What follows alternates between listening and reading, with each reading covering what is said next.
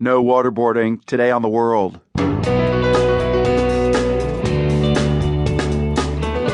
I'm Marco Werman. General Michael Hayden's the only person ever to head both the NSA and the CIA, and he's got a message for any presidential candidate who wants to continue certain forms of torture. I've said in the past, pre-campaign, that if any future president wants CIA to waterboard anybody, he better bring his own bucket, because CIA officers aren't going to do it. Plus, we visit a hospital in Jerusalem known as a symbol of coexistence, except now Jewish women are afraid to give birth there. I was scared, there's Arabs there. And Palestinian women are scared to go there too. They can see me in scarf, they will know me, you don't know, a crazy man will come and kill me. Inside Hadassah Hospital, today on the world. So Super Tuesday is tomorrow, and the stakes are enormous for all the presidential candidates. The two frontrunners, Donald Trump for the Republicans, Hillary Clinton for the Democrats, are hoping for big wins in several states. If that happens, it could seriously damage their opponents. So we want to start the show today with an assessment of where Trump and Clinton stand on national security from someone who knows the subject pretty well. Retired General Michael Hayden served two presidents, Bill Clinton and George W. Bush, in key national security posts. He directed both the National Security Agency and the Central Intelligence Agency. Only person to do both, in fact. Hayden writes about it all in his new book, Playing to the Edge, American Intelligence in the Age of Terror. General Hayden, thanks for being with us. Let me just start with what's happening right now. What do you make of Donald Trump's comments that torture and waterboarding work in interrogations? Yeah, look, first of all, torture as a legal definition has a very narrow and specific meaning. But we are talking about the enhanced interrogation techniques that CIA used. Now, I've said in the past, pre-Trump, pre-campaign, that if any future president wants CIA to waterboard anybody, he better bring his own bucket, because CIA officers aren't going to do it. And that's not a judgment on what happened in the past, Marco. Far from it.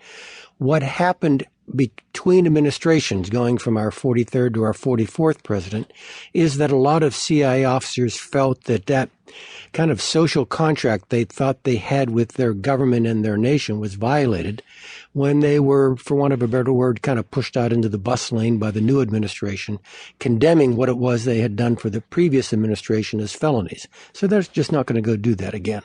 But when you get to candidate Trump, it's a bit different. He says he will do waterboarding, and a lot worse, because they deserve it. And that's the point that people like me really burp on. We didn't do this to anybody because they deserved it. We were not backward looking. We are not some sort of judicial process. We're an intelligence organization. This was always forward leaning. This was always done because we thought the detainee had life-saving information, not because we were mad at him because of something he had done in the past. And so candidate Trump's formulation just turns our world on its head, and therefore I think I and folks like me reject it. You said President Obama threw those operatives under the bus and what they did. You still feel that way, even though the congressional report said this was a horrible thing? It wasn't a congressional report. It was a report by the Democrats on the Senate Intelligence Committee, and it was matched by a report by the Republicans on the Senate Intelligence Committee that came to contrary conclusions, and by a CIA rebuttal that came to contrary conclusions. Now, Marco, let's make one thing really clear here. I'm not here to defend torture or what anyone calls torture, but I did write the book in an effort to defend history and exactly what went on. And it is an entirely honorable position for someone to say, I don't want my nation doing those things. And honest men differ on that view. But we in the agency, our life experience tells us that we did get incredibly valuable information not otherwise available from these detainees through this program. So the sentence you've got to form is not that I oppose this and it didn't work anyway. It's I oppose this whether or not they do work.